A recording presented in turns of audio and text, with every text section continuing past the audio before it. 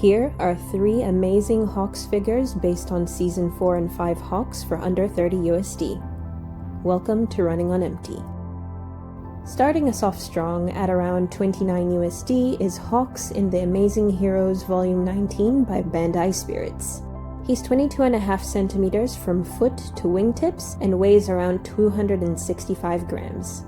For me, this figure only has one main weakness, and that's the fact that he has 7 removable parts. But that's not a problem because once his body parts and feather sword are in place, they stay in place very well. Those cloud supports are also not needed to keep him upright on his own, which is awesome because even though I think they're not bad, I like to display him without them for the realism that it adds to the figure.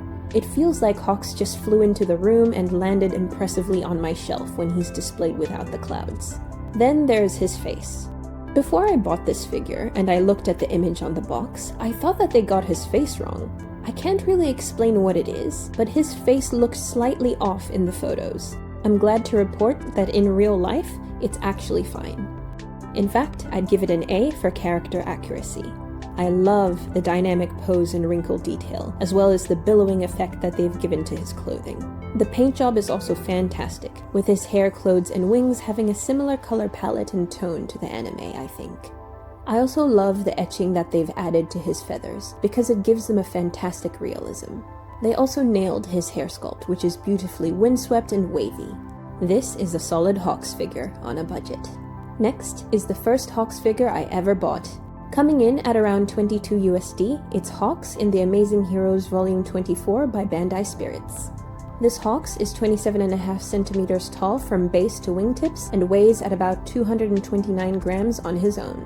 Now, the special thing about this particular Hawks figure is that it shares this base with Tokoyami and Dark Shadow in the Amazing Heroes Volume 25 figure that I featured in this video of mine. Unlike the first Hawks, which barely had any weaknesses, this one has a few of them, which I'll go through now. Firstly, he does come apart in 6 parts, including his base. Secondly, the base is also that see-through black plastic which I hate because I think it looks cheap. Thirdly, this Hawks is not very stable since he wobbles, being perched high up like that. Regardless, he still stays in place. And lastly, I don't quite like the placement of his support peg being on his thigh.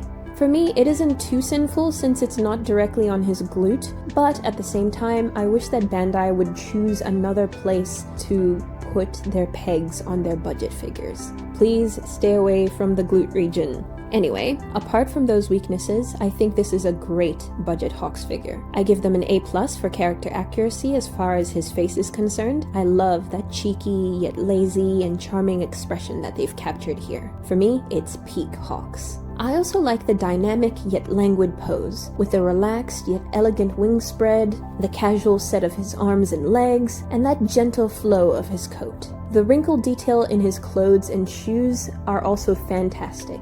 And I think the paint job is really good, with the colors of his wings and clothing matching the anime. His hair is also well sculpted, but on my Hawks, unfortunately, his hair does come with a slight paint defect in the front bits of his tendrils. It's not too bad a defect, which I find that I can ignore when he's displayed, it's just unfortunate. His wings are also nicely sculpted, with the feathers given some nice etchings to convey their texture. On this Hawks though, there's a section of the wing which looks as if it was added on as an afterthought, unlike the first Hawks, whose wings were all one cohesive and neat unit.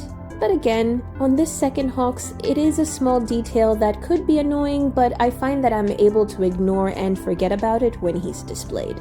And I like that when you combine this Hawks together with Tokoyami, the pair of them look really badass together. This is another solid Hawks figure on a budget. Last but not least is our most dynamic Hawks figure today. This is the Amazing Heroes Volume 12 by Bandai Spirits at around 29 USD. He's 22.5 centimeters from base to wings and weighs at about 206 grams. Again, I'll get the weaknesses out of the way, but I'll start with the one that enrages me the most, and that's his peg placement. Look, Ben Presto, where do you live? I just want to talk. But in all seriousness though, Ben Presto, why? Why did you do this? Why is it there of all places? You need to stop with the glute placements on your budget figures. Doing that really lowers a figure's charm in my eyes. And I think for this one especially, it's so sinful because I feel like you could have just found a way to attach it to his lower back or something. I mean, he's leaning far back enough that I think that would be very feasible.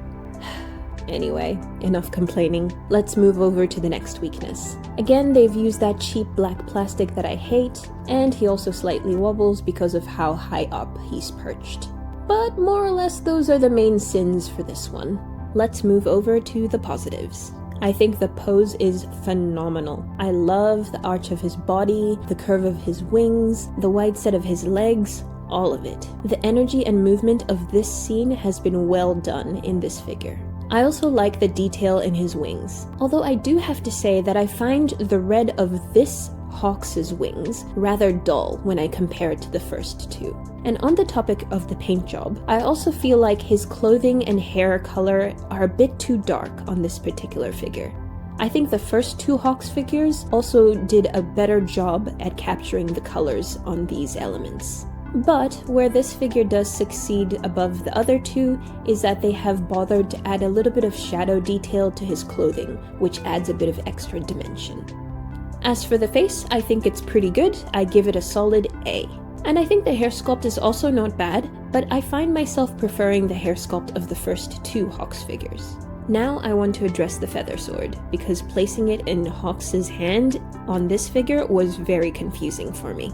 The trouble is, it's not very obvious where it's supposed to go. However, if you look at his palm, you'll find that there's a minuscule slit which houses this raised bit in the stem of his feather. Once you clip it in, you're set. But I gotta admit, I am a bit disappointed in how low the sword falls here. I want it to be a bit higher, with his arm a little bit more raised, so that the sword is raised above his clenched fist. I think that would have looked cooler. Regardless, this is still a solid figure.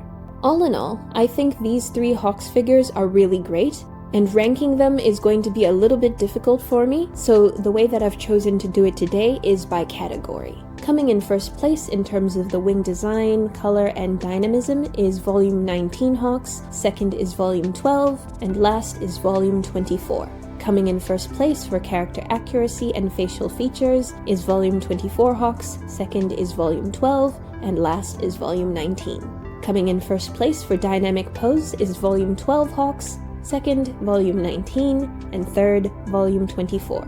And as far as I'm concerned, the best Hawks among these three, if you're looking for a budget, non-budget looking figure, I'd say go for Volume 19 Hawks because of his non-reliance on a base, the fact that you have all of his elements including Feather Sword, and I think he's the most stable figure, and being the heaviest feels the most premium. Second to him is Volume 24 Hawks, since he looks cool with or without Tokoyami there, and I love his face. Last is Volume 12 Hawks, just because of that egregious peg placement. Regardless, you really can't go wrong with any of these Hawks figures.